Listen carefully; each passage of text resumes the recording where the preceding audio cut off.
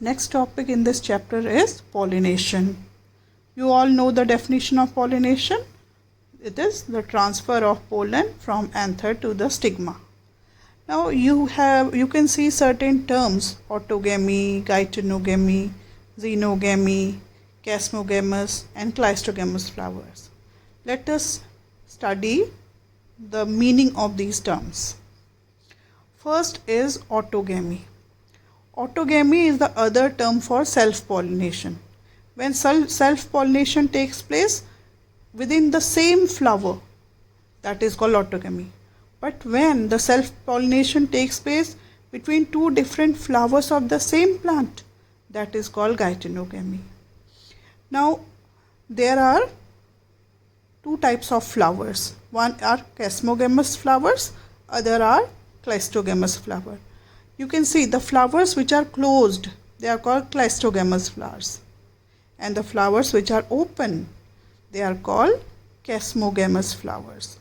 There are certain plants which have both the types of chasmogamous as well as cleistogamous flower. For example, you can see this plant. The upper flowers are chasmogamous, which provide the cross pollination, whereas the lower flowers, which are closed flowers, are cleistogamous. Cleistogamous flowers ensure self-pollination, whereas chasmogamous flowers, they allow cross-pollination also. So, when you talk about cross-pollination, there are different types of agents in pollination. It may be wind, water, or animals. So, let us study what are the differences in the flowers with respect to the agents. First is wind pollination. The flowers are light, they are non-sticky. The flowers have well exposed stamens. They have often large feathery stigma. Generally, they have only a single ovule in each ovary and they are present in the form of inflorescence. We can see this in the case of grass. This is a diagram showing wind pollination. You can see it is a compact inflorescence showing well exposed stamens. They don't have any smell. They don't have any nectar because they use only the wind as pollination. But when you talk about the animal pollination, it may be with respect to birds or insect, they need to be colorful.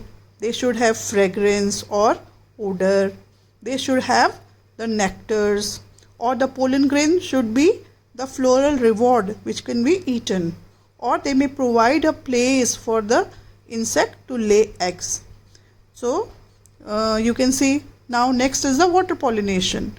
Water pollination also, very few plants show water pollination, but they should be very specialized for that. For example, in case of Vallisneria, Hydrilla, Jostera, you can see these plants generally have long ribbon-like pollen grains. You can see the top one, and these pollen grains are very spongy.